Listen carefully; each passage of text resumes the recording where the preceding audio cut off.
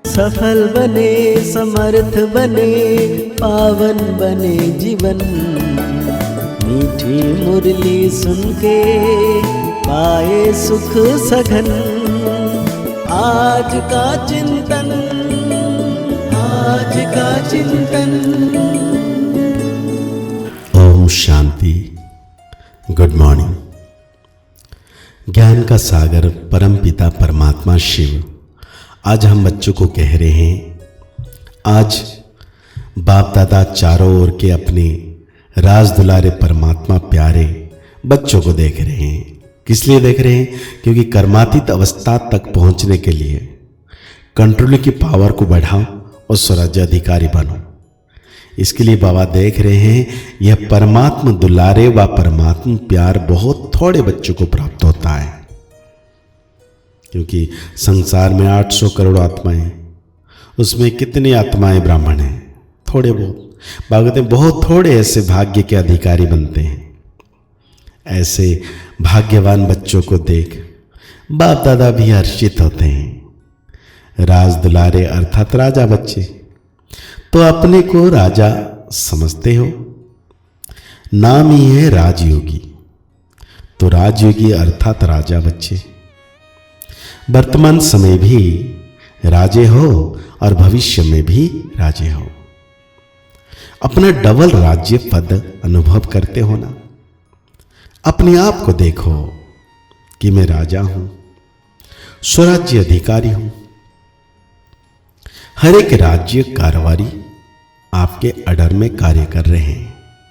राजा की विशेषता क्या होती है वो तो जानते हो ना। रूलिंग पावर और कंट्रोलिंग पावर, दोनों पावर आपके पास है। अपने आप से पूछो कि राज्य कारवारी सदा कंट्रोल में चल रहे हैं। बाप दादा आज बच्चों की controlling power, ruling power check कर रहे थे। तो आप पूछ रहे तो बताओ क्या देखा होगा?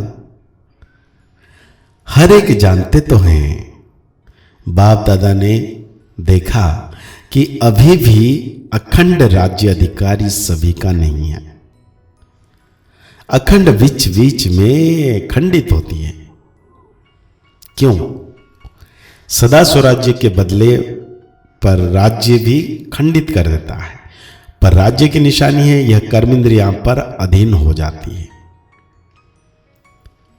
माया के राज्य का प्रभाव अर्थात पराधीन बनना।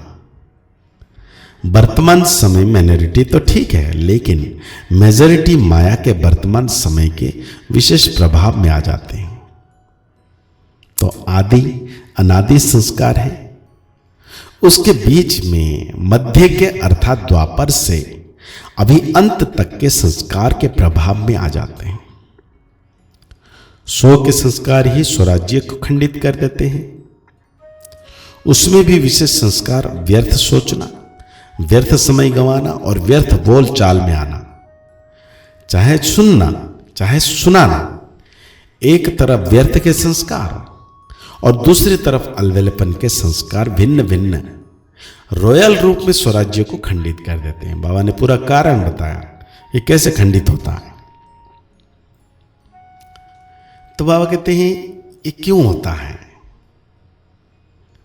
क्योंकि समय समीप आ रहा है, लेकिन जो संस्कार शुरू में इमर्ज नहीं थे वो अभी कहां का इमर्ज हो रहे हैं। वायुमंडल में संस्कार और इमर्ज हो रहे हैं। इसका कारण क्या? यह माया के बार का एक साधन है।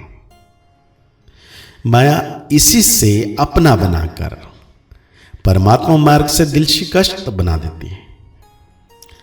सोचते हैं कि अभी तक तो ऐसा ही है, तो पता नहीं समानता की सफलता मिलेगी या नहीं मिलेगी। कोई ना कोई बात में जहां कमजोरी होगी, उसी कमजोरी के रूप में माया दिल शिकस्त बनाने की कोशिश करती है। बहुत अच्छा, चलते चलते कोई ना कोई बात में माया संस्कार पर अटक कर पुराने संस्कार इमर्ज करने का रूप रखकर दिल शिकस्त करने की कोशिश करती है। लास्ट में सब संस्कार समाप्त होने हैं, इसलिए कभी कभी रहे हुए संस्कार इमर्ज हो जाते हैं। लेकिन बाप दादा आप सभी भाग्यवान बच्चों को इशारा दे रहे हैं,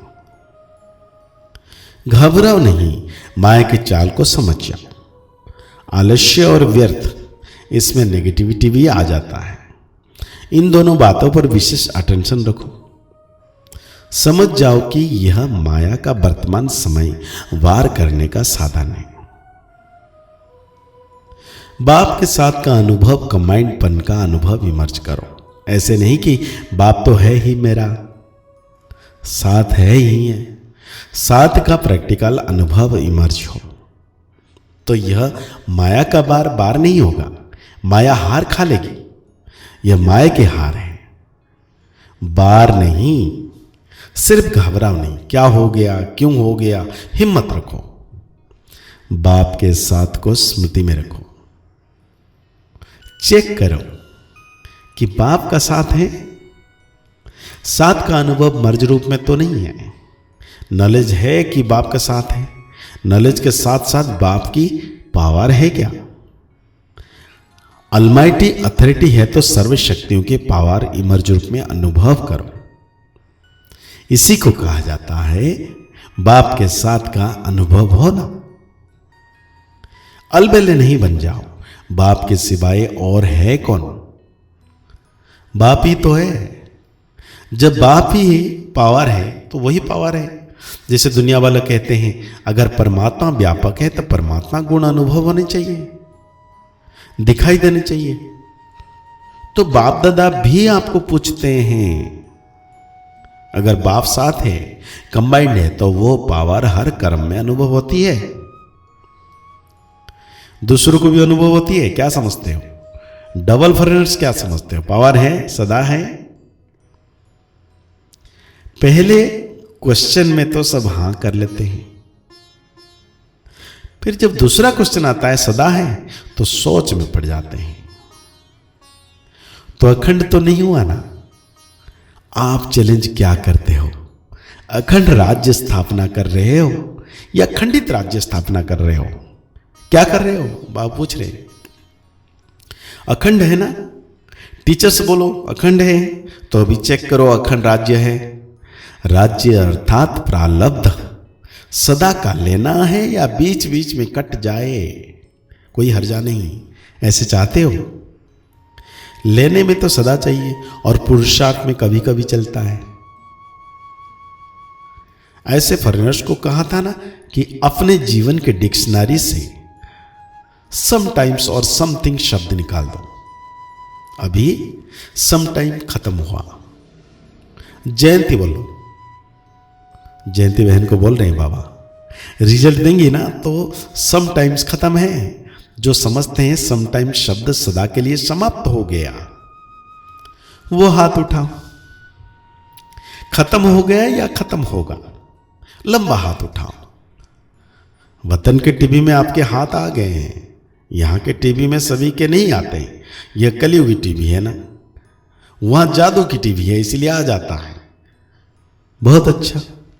फिर भी बहुतों ने हाथ उठाया, उनको सदाकाल की मुबारक हो। बाबा कहते हैं अभी भारतवासी जिसका प्रैक्टिकल सदाकाल स्वराज्य है, सर्व कर्मेंद्रिय लॉ और ऑर्डर में है, वो हाथ उठाओ। पक्का हाथ उठाना, कच्चा नहीं। सदा याद रखना है कि सभा में हाथ उठाया है। फिर बाप दादा को बातें बहुत मीठी मीठी बताते हैं। कहते हैं बाबा आप तो जानते हो ना, कभी कभी माया आ जाती है ना, तो अपने हाथ की लाज रखना अच्छा है। फिर भी हिम्मत रखी है तो हिम्मत नहीं हारना। हिम्मत पर बाप दादा की मदद है ही। वर्तमान समय के अनुसार अपने ऊपर, हर कर्मेंद्रिय के ऊपर अर्थात स्वयं की जो प्राप्ति है, कंट्रोलिंग पावर, उसमें होना चाहिए। लेकिन उसमें कम है और वो चाहिए ज्यादा। बाप दादा बच्चों की रूढ़ियान सुन मुस्कुरा रहे थे। बच्चे कहते हैं कि पावरफुल याद के 4 घंटे होते नहीं। बाप दादा ने 8 घंटे से 4 घंटा किया और बच्चे कहते हैं 2 घंटा ठीक है। तो बताओ कंट्रोलिंग पावर हुई? तो बाबा जरूर रिहान कर रहे थे व्यक्तवाणी में। साथ में हम बच्चों को वरदान दिए हैं बाबा ने कि विघ्नकारी आत्मा को शिक्षक समझ उनसे पाठ पढ़ने वाले अनुभवी मूर्त भावा। बाप दादा कह रहे हैं जो आत्माएं विघ्न डालने के निमित्त बनती हैं उन्हें विघ्नकारी आत्मा नहीं देखो, उनको सदा पाठ पढ़ाने वाली, आगे बढ़ाने वाली निमित्त आत्मा समझो, अनुभवी बनाने वाले शिक्षक समझो। जब कहते हो निंदा करने वाले मित्र हैं तो विघ्नों को पास करा के अनुभवी बनाने वाले शिक्षक हुए। इसलिए विघ्नकारी आत्मा को उस दृष्टि से देखने के बजाय सदा के लिए विघ्नों से पार कराने के निमित्त, अचल बनाने के निमित्त समझो। इससे और भी अनुभव की अथॉरिटी बढ़ती जाएगी। तो आज बाबा हम बच्चों को स्लोगन दे रहे हैं, कंप्लीट के फाइल खत्म कर, फाइन और रिफाइन बनो। तो आज के मुरली के अनुसार हम सो मान लेंगे, मैं संपूर्ण अनुभवी मूर्त आत्मा हूं, मैं संपूर्ण अनुभवी मूर्त आत्मा हूं। आज के अव्यक्तवाणी को और गहरी रीति से चिंतन करते हुए निरंतर मीठे बाबा की याद में रहना है। मुस्कुराते रहिए, आगे बढ़ते रहिए, पुरुषार्थ करते रहिए, खुश रहें, स्वस्थ रहें, मस्त रहें। ओम शांति, ओम शांति, ओम शांति।